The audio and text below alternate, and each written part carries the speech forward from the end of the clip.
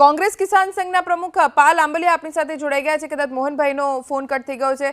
પાલભાઈ, સ્થિતિ કેટલી ખરાબ ખેડૂતોની, કેટલો ખર્ચો કર્યો, કેટલી મહેનત કરી, અત્યારે આપણે દ્રશ્યો જોઈએ છે, આખી ને આખી બોરી લઈ લઈને રસ્તા ઉપર ફેંકી રહ્યા છે મહામૂલા પાકને।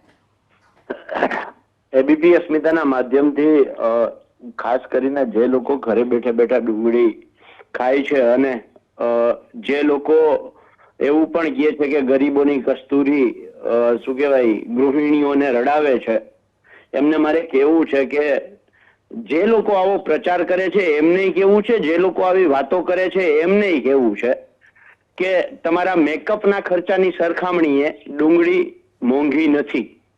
ડુંગળી એક વખત તમે પકાવવા તો અમારી સાથે ખેડૂતોની સાથે આવો તો તમને ખબર પડે કે ડુંગળી કેવી રીતે પાકે છે।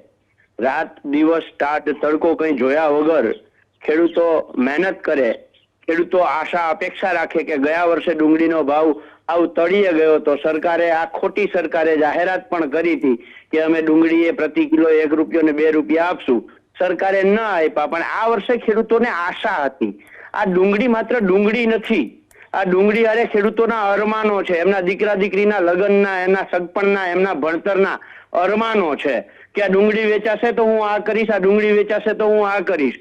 જ્યારે 800-900 રૂપિયા ભાવ હોય, હું કોઈ પણ ઉદ્યોગપતિની પણ જ્યારે તમે ઇનપુટ કરો, કોઈ પણ વસ્તુની, ઉદ્યોગપતિ છે કોઈ વસ્તુની ઇનપુટ કરતો હોય ત્યારે જે ભાવ હોય એ, અને જ્યારે આઉટપુટ થઈ અને બહાર આવે ત્યારે એનો 4 ગણો ભાવ ડાઉન થઈ જાય તો એ ઉદ્યોગપતિ આત્મહત્યા કરી લે। આ તો ખેડૂત છે, એને કુદરતી તાકાત આપી છે અને એટલે ખેડૂત ટકી રહ્યો છે। બાકી જયારે 800 રૂપિયાના ડાયરેક્ટ 200 રૂપિયા થાય તો કોઈ પણ ઉદ્યોગપતિ હોય એ આત્મહત્યા જ કરી લે, એમના સિવાય કોઈ રસ્તો નથી। પણ મહત્વની વસ્તુ એ છે કે આમાં સરકારની નીતિ રીતિ સમજવા જેવી છે।